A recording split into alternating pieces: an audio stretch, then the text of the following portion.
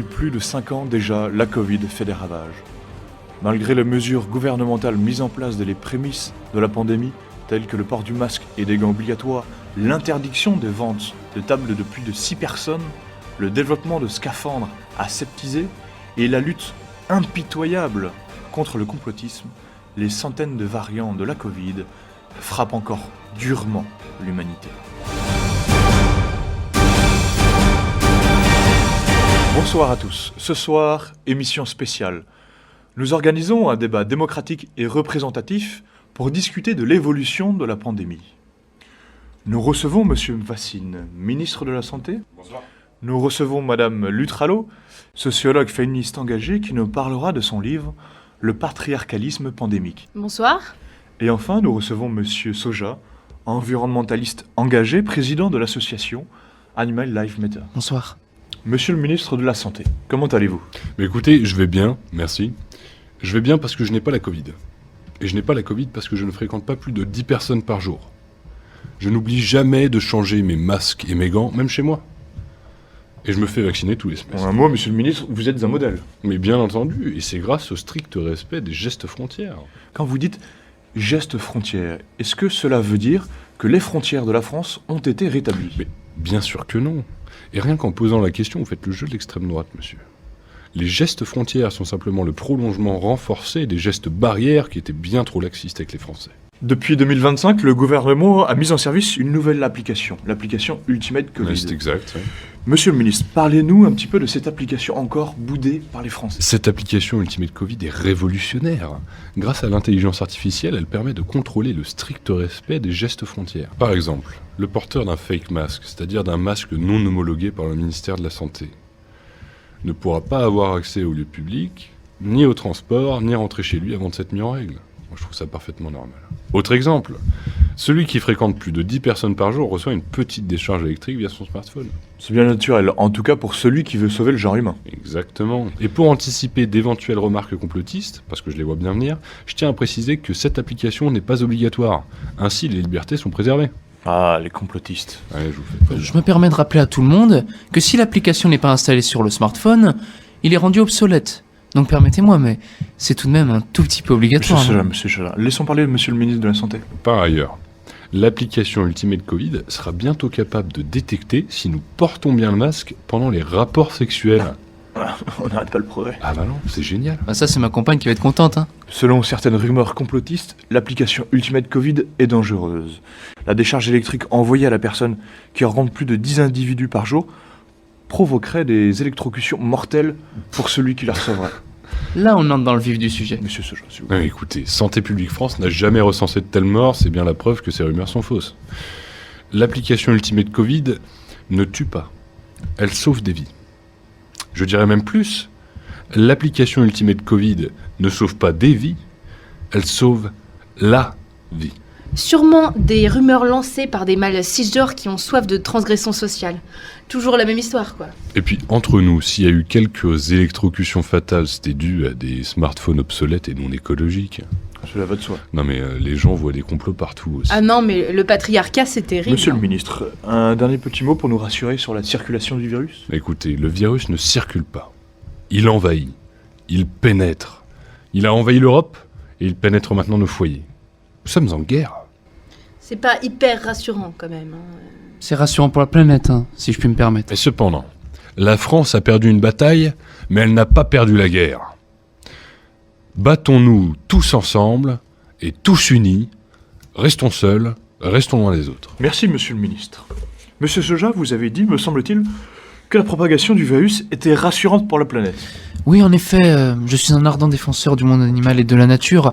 Pour moi, la Covid est en réalité un antivirus, et le réel virus, c'est l'humanité. C'est un peu obscur ce que vous racontez quand même. Vous souhaitez la disparition de la vie humaine, si je comprends bien. Je souhaite la fin de l'humanisme et l'avènement de l'humanimalisme. Et pour cela, il faut que le genre humain se raréfie.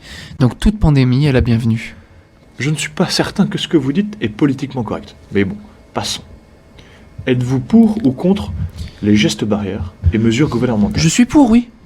Vous êtes pour les gestes frontières qui enrayent la pandémie ? Vous êtes pour la propagation de la pandémie qui tue plein de gens ? Ça n'a aucun sens, monsieur Soja. Écoutez, paradoxalement, les cas de Covid baissent. Par contre, le nombre de morts augmente. Cela est dû à l'application Ultimate Covid, mais également aux mesures gouvernementales, notamment les confinements successifs.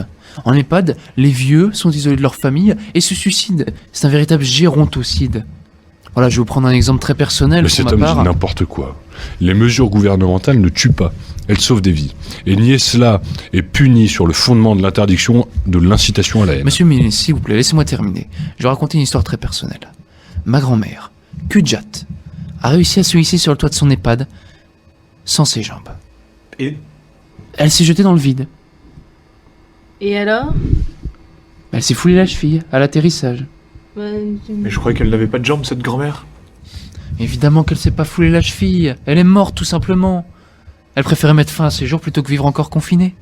Utilisez la mort de votre grand-mère pour contredire les mesures gouvernementales. Quelle indignité. Nous sommes sur le service public. Vous n'avez pas honte? Monsieur le ministre, vous avez entendu dire, monsieur Soja, que le nombre de morts dus à la Covid baisse de plus en plus. Pouvez-vous nous donner les chiffres officiels du nombre de cas dus à la Covid aujourd'hui en France, puisque les chiffres ne sont plus disponibles sur le web? Alors, laissez-moi consulter mes notes. Alors, les chiffres officiels sont affolants. Vous n'avez pas de chiffres concrets? Non mais écoutez, je me permets de vous rappeler qu'afin de ne pas effrayer la population, le nombre de cas n'est plus chiffré mais qualifié. Et donc le qualificatif officiel pour le nombre de cas, c'est affolant. Affolant. Affolant. Ah oui, affolant. Mais je suis affolé. Ah ben soyez affolés. Alors, s'il vous plaît, j'aimerais vous faire remarquer que depuis le début de cette émission sur ce plateau, la parole est très fortement détenue par 3 hommes et je trouve cela tout simplement scandaleux. Je ne suis pas un homme, madame Lutralo. Vous êtes quoi alors? Eh ben, je suis un non-binaire à tendance variable. Je me permets de rappeler à nos internautes qu'il ne faut pas confondre identité de genre et expression de genre. Oui, vous avez raison. Mais j'aimerais quand même vous faire remarquer que je ne comprends pas du tout pourquoi Monsieur Soja est sur ce plateau ce soir. Il est clairement complotiste. Il nous dit que la pandémie, c'est génial, que les mesures gouvernementales tuent plus que le Covid. Non mais ça va là. Il va nous dire quoi après, Monsieur Soja? Que le genre est lié au sexe? Que seule la femme peut être enceinte? Non mais on est où? On est ici pour chercher des mesures concrètes pour améliorer la situation, pas pour entendre ces théories complètement farfelues. Madame Lutralo, vous avez raison de nous le rappeler. Selon vous, quelle est la cause première sociétale de l'expansion du virus? La cause première, et tout le monde le sait maintenant, ce sont les hommes cisgenres qui transgressent les gestes frontières et qui contaminent ainsi la totalité de l'humanité. Et nous avons en effet constaté qu'une majorité de genres d'apparence masculine transgressait les gestes frontières.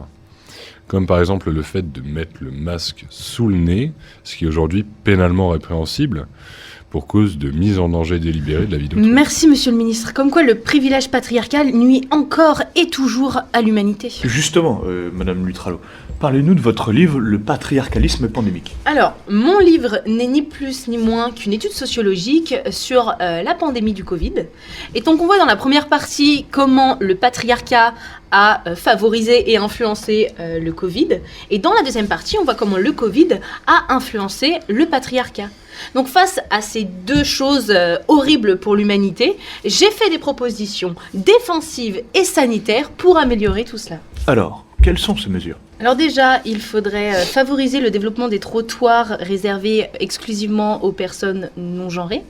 Ensuite, il faudrait développer les fameux scaphandres aseptisés aux personnes LGBTQIA+, ZWK. Pour les protéger du Covid, bien sûr, mais surtout des mâles cisgenres qui veulent les tuer, comme celui qui se trouve à ma droite.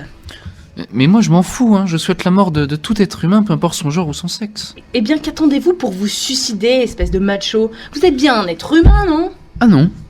Non. Être un être humain, c'est avant tout une mentalité. Et oui, si jamais je deviens nocif pour Mère Nature, eh bien, je me suiciderai. Alors, on va recentrer un tout petit peu le débat, s'il vous plaît. Monsieur Sir, si vous pouviez simplement vous mettre en retrait de manière à ne plus former aucun son, ce serait plutôt pas mal. Madame Lutralo, revenons sur vos mesures. Alors, plutôt que de prévoir des plages horaires pour sortir de chez soi, il vaudrait mieux prévoir les jours pairs pour la sortie des hommes cisgenres et des journées impaires pour la sortie des genres non exclusifs. Cela permettrait d'éviter les agressions, mais aussi le harcèlement sexuel qu'on trouve aujourd'hui. Ouais, c'est une proposition intéressante. Écoutez, moi je propose une mesure toute simple en attendant la disparition totale de l'être humain. Il faut tout simplement enfermer les gens chez eux jusqu'à notre disparition. Comme ça, on empêche les émissions de carbone, toute la pollution, et voilà, peut-être que le monde animal et mère nature vont nous épargner. Non mais vous êtes pénible là. Vous croyez peut-être que vous êtes le représentant officiel du monde animal. Ma compagne étant une chèvre femelle, je crois être bien placé pour être le représentant du monde animal dont je fais partie. D'ailleurs, je suis très déçu du fait qu'elle n'ait pas été acceptée sur le plateau. Enfin, monsieur Soja, un petit peu de sérieux. Vous savez bien que les animaux ne sont pas encore invités à venir débattre sur un plateau de télévision. Dans ce cas-là, je ne vois pas vraiment ce que Madame Lutralo fait sur ce plateau. Ah bah bravo, c'est du haut niveau ça, dis donc. Hein. Je vous rappelle quand même qu'autrefois, les femmes étaient considérées par des animaux par les mâles cisgenres tels que vous. Donc vos petites réflexions stupides et misogynes, vous pouvez vous les garder, merci. S'il vous plaît, gardons notre calme. Inutile de nous donner des noms d'oiseaux. Excusez-moi, mais pourquoi un nom d'oiseau? Mais c'est une expression. Vous n'allez tout de même pas prendre la mouche. La mouche? Quelle mouche? Parce que prendre la mouche, c'est mal peut-être. Puis pour information, je vois pas en quoi un nom d'oiseau c'est une insulte. Les moineaux et les colibris n'ont pas détruit la planète. Contrairement... Mais alors, qu'est-ce qu'il a le mâle cisgenre là? Enfin, monsieur Soja, Je viens de prendre une décharge électrique de mon smartphone, ça m'a déglingué ce machin. Vous devez avoir un smartphone obsolète. Vous rigolez, c'est le dernier smartphone, il vient de sortir. Dites pas qu'il vient de commencer à débloquer au prix que je l'ai payé. Peut-être que si c'était une femme qui l'avait fabriqué, on n'aurait pas eu ce genre de problème. Ta gueule! Ah, l'obsolescence programmée, c'est terrible. Mais puisque je vous dis que mon téléphone n'est pas obsolète, je suis sûr que c'est votre application qui a fait ça. J'ai fréquenté aucun humain avant de venir, moi. Ah mais arrêtez de vous plaindre, espèce de complotiste là. Respectez les règles comme tous les genres et il y aura aucun souci. Tenez, regardez. L'application Ultimate Covid qui est en marche sur le téléphone. Vous voyez bien que c'est l'application qui m'a fait ça. Moi, ça m'étonnerait pas que monsieur le ministre, là, il puisse s'activer à distance s'il veut, et éliminer tous ceux qui...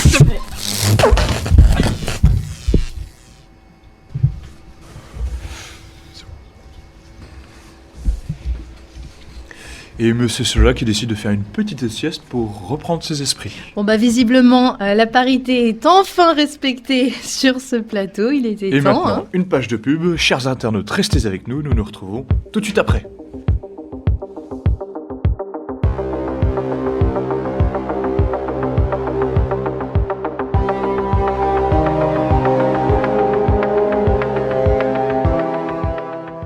Et c'est vous qui l'avez...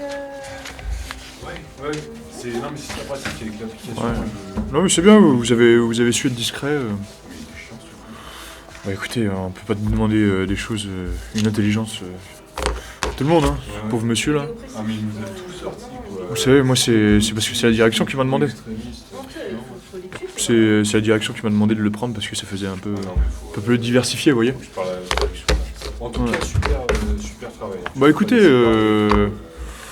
après bon voilà, on se rend service et c'est donnant-donnant, voyez-vous, c'est principe de vie. Bah merci pour Ouais, bah écoutez. On se revoit bientôt. Ouais, j'espère. La semaine prochaine, j'ai une petite émission pour vous.